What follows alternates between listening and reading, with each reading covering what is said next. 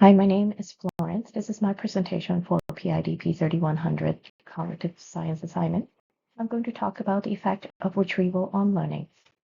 Traditionally, we see learning as creating neural connections and encoding information into memory.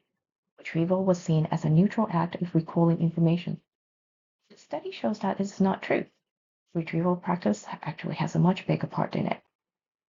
In the article, retrieval practice produces more learning than elaborative studying with concept mapping by Dr. Jeffrey Karpicki and Dr. Janelle Blunt. It was published in Science Journal from 2011. In this article, there were two experiments. The first one with 80 subjects, all present with the same topic. And everyone believes that repeat study would yield better results. But in reality, student and retrieval practice performed significantly better than the other categories when they were being tested a week later. In the second experiment, there are 120 subjects present with two topics each, studying with concept mapping for one and retrieval practice for the other. They were all tested with concept mapping, and this helped measure transfer of learning, determined whether student could apply knowledge in a new format. As you can see in this table, retrieval practice significantly outperformed concept mapping.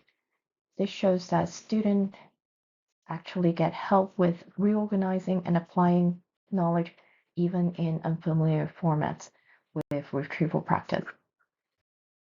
In summary, both experiments show students perform better with retrieval practice than elaborative studying and concept mapping in a week's time.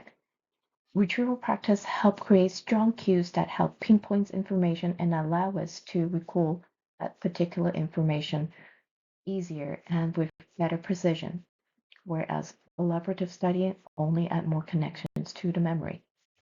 I have already incorporated some of these retrieval practice into my class, such as an activity with memory matrix on pretesting.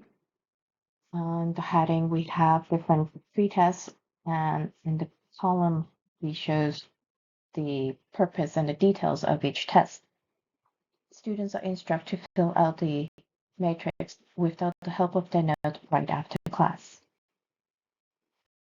A different activity is patient profile creation. After learning what criteria is important to differentiate a patient who's eligible for automated refraction versus someone who's not, students have to create two different profiles. One who is eligible in every sense, and the other one is someone who is ineligible in every single criteria. Not only are they retrieving the memory on criteria and the relevance of it, is also applying to a real-world situation, making the information more relatable. In conclusion, retrieval practice is an important step in improving the ability to find the correct memory, and is an essential part of learning. The article is reliable because Dr. Karpicki and Dr. Blunt are both professors at reputable university. The article was published in the prestigious Science Journal, which is known for rigorous peer review and high impact research.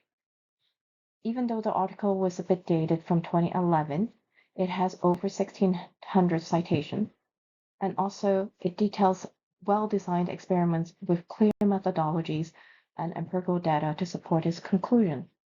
It also gives clear definition on the process when we are comparing between the different arms. Thank you very much for your time.